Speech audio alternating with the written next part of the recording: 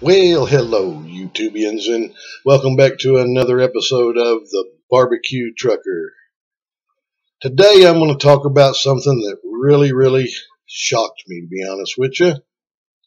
More to come. Oh, there, hello, Nacho, look over here. Hey, hi. Yeah. This is Nacho. Hey, hi. He's just a little big old love bug's what he is. I want to get down for right now. Okay. When I come back, we're going to, like I say, talk about something that just really kind of almost floored me today. I was really kind of shocked, and more to come on the Barbecue Trucker.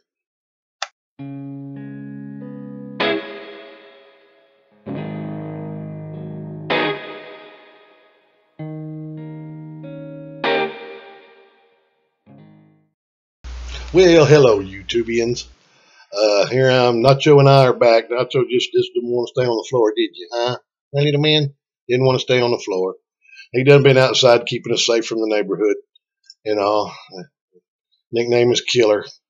But anyway, I'm just going to let him sit here because he seems to be happy. He's going to lay down here in a minute probably. But anyway, I did find out some shocking information. I thought it was shocking. Just for curiosity and, for poops and giggles and all that, I decided to, let me take these off. There we go. I decided to just check on information about CFI. I've talked about CFI before. They were an awesome company to work for when I worked for them back in 94, 95. And anyway, I thought I'd just, do some experiment. I went to their website, cfidrive.com, www always, and just to see what, they were offering and all that. And I was totally shocked.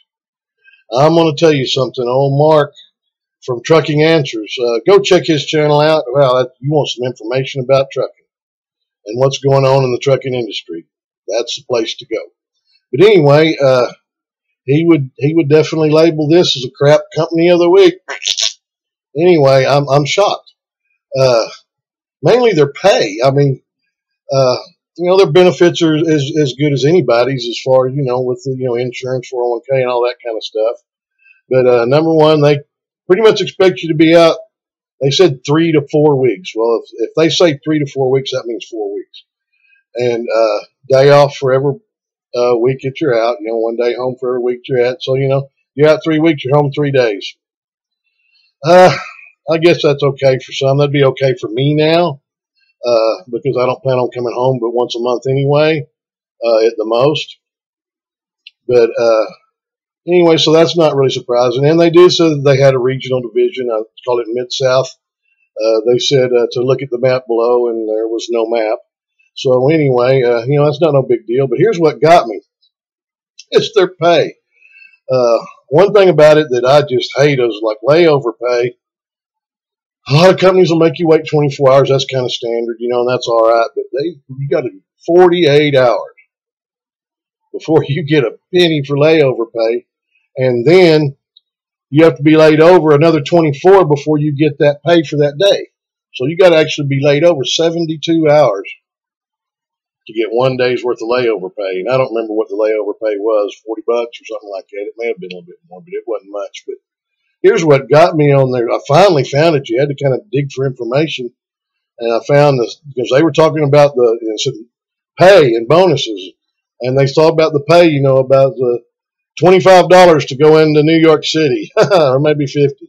$25 to go into Canada, maybe it was $50. I don't remember it. Neither one of them's worth of crap. And just that, detention pay, layover pay, all that kind of stuff. And they didn't say mileage pay. But I finally dug around in the website and I found it. And here you go. 0 to 6 months experience, 35 cents a mile. 6 months to a year experience, 37 cents a mile. Come on, man. My gosh, I was making 32 cents a mile with them in 1995. In 94 versus 95. You tell me they increased but 3 cents a mile in, 17 years, 16 years, something like that? That's utterly ridiculous. I mean, that is utterly ridiculous. Made me check them right off my list. And like I say, I was shocked. I thought they'd pay way more than that. Yes, they do have very nice equipment. 2 to 3 year old at the most Kenworths. They're nice trucks. They keep their trucks washed and clean. They're pretty going down the road, red and white, and all that. But them pretty trucks don't put money in your bank account. They were saying, students that come out or with little experience, your first year you can expect to make $40,000 a year. Really? Come on, man. Are you kidding me? Now, CFI is probably totally different than when I was there, because they had been bought out by Conway, or they bought out Conway. I don't know. I think Conway bought them out because they took CFI off the trucks. They all said Conway. Some of them said CFI Conway, or Conway CFI. And then all of a sudden I started seeing CFI trucks back on the road without Conway associated. And some kind of group bought them. I don't know what it is. You can go to the website. It tells you at the bottom of the website who it is. Don't know anything about that, but I know one thing. I would put them on my list as crap company of the week just because of the pay. That is ridiculously low pay. You're going to be out there and away from your family for 3 or 4 weeks, then home for 3 or 4 days for $45,000 a year at the most? Are you kidding me? I mean, Swift, who everybody likes to beat on and whatnot, I've never heard really, but I've heard a lot of good things about Swift, and I've heard some bad things, but like the Texas Mother Trucker said in her last video, some people will tell you the sky's purple. Well, the ones that tell you all the bad stuff, they're probably the ones that think the sky's purple. And by the way, check her channel out, Texas Mother Trucker, especially for females out there, because she covers that, and she tells you like it is. I mean, you don't like what she's saying? Tough. But she seems like a sweetheart also. And she just had a death in the family, and Swift flew her home, round trip ticket to Houston from LA or from California, and flew her back to the truck. She was at the airport on her way back to the truck, and hope God be with her and help her to get over the tough times that she's going through. But they did not have to do that. They did not have to do that. Now, will a lot of companies do it? Probably so. But you want to go start beating on Swift. And start thinking about some of the good stuff they do. The pay is not the best in the industry, but it's damn sure not the worst. If they're my second choice, if for some reason it don't work out me going with Maverick, which I don't know why it wouldn't, but anyway, I'm going to go with Swift. And I mean, reefer division is what I'm planning on going. I'm starting out at like 43 cents a mile. That's not great in the industry, but it's not bad. It damn sure beats 35 cents a mile. By a long ways. Just like Maverick at 52 cents a mile starting out, beats that. But anyway, some people don't want to mess with flatbeds. I'd recommend if you don't mind doing flatbeds and you want to get out there, get your CDL, they got a truck driving school, go to Maverick. Go to Neil Shane Otts, OTTS, Neil Shane Otts. Go to his channel. He puts a lot of great videos. Because of his channel, when I do go through there and I get the securement training, it's going to be so easy because I've watched him do it so many times. And, man, he can put a pretty tarp on. He can make that tarp look pretty. It's going to take me a year to get even close to making mine look that pretty. But I'm going glass, so I won't have to deal with lumber tarps and stuff like that as much. And also, check out Brian Hall, Bryan Hall, Hall. Check out his channel. Most upbeat guy I know. Going to get to meet him in person in October. We're planning on getting together with Neil and Brian and whoever else shows up down in Georgetown, Texas. That's going to be fun. And it'll be too much fun, as Brian says. But that's okay. It's just nice. And even for some reason I don't get to go with Maverick, I still plan on keeping these guys as friends. And they're just awesome people. But check them out. But, yeah, like I say, today's topic was about how shocked I was that CFI paid so low. I mean, wow. I thought I was looking at a website from 15 years ago. or something, and that would have been kind of normal or lower in the industry then. So golly, see, if I come on, get with it. You know, you expect these drivers to be out there for 3 or 4 weeks, and then you ain't gonna pay them at 35 or 37 cents a mile.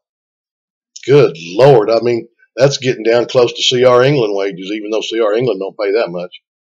Well, there's something to think about. If you're considering CR England, oh boy, I'd reconsider that. I mean, I would reconsider that unless you want to, you know, you can go through their school. They'll put you through school, and then you'll go with a trainer for a while. And after that, you'll have to team with another trainer or 2. Yes, they put 3 people in a truck. Can you believe that crap? Nah, ain't happening, man.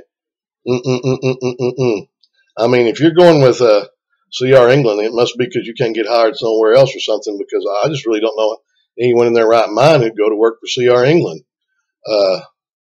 I've heard they make you sign you sign a contract, and they send out letters to drivers threatening them with that contract. You know, drivers like to put in their 2-week notice, and they threaten them with that contract.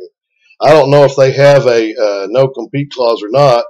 I know CRST does, and I wouldn't sign a no-compete clause. It won't hold up in court, but a lot of drivers don't know that it won't hold up in court.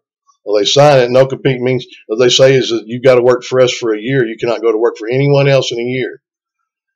Stupid. Come on. You know, things are just not working out for you. What if you have, some kind of family reasons why you need to go with a local job or something like that? And then if you put them down for a reference, they're going to give you a bad reference if you can stay there for a year. They violated the no-compete clause or the no-compete contract. Well, you know something? I'm going to tell you something what I would tell them to do with that no-compete. That no-compete contract, they can give it to me. I use it for toilet paper. No, I won't. I use Daddy Wise. But anyway, you get the point. Don't ever sign a no-compete. If they want you to sign a no-compete, you tell them thank you, but no thank you, and get the hell out of Dodge. Because even though it's not, they can't enforce it in court, because most courts not, they just laugh you out. They laugh them out of court. They won't, honor that. But it could affect you in getting another job, after that. So if they've got a no-compete clause or no-compete contract, just smile and tell them, see ya, wouldn't want to be ya. As a matter of fact, CRST made Mark's from Trucking Answers made his crap company of the year. I thought it was going to be CR England, and when he started out, he said CRST. Yeah, you got me, Mark. I thought you were going to say CR England, because they had to be like second in the running or whatnot. I didn't realize that CRST was such a crappy place to work, but go check out his video on CRST, and you'll see what I'm talking about.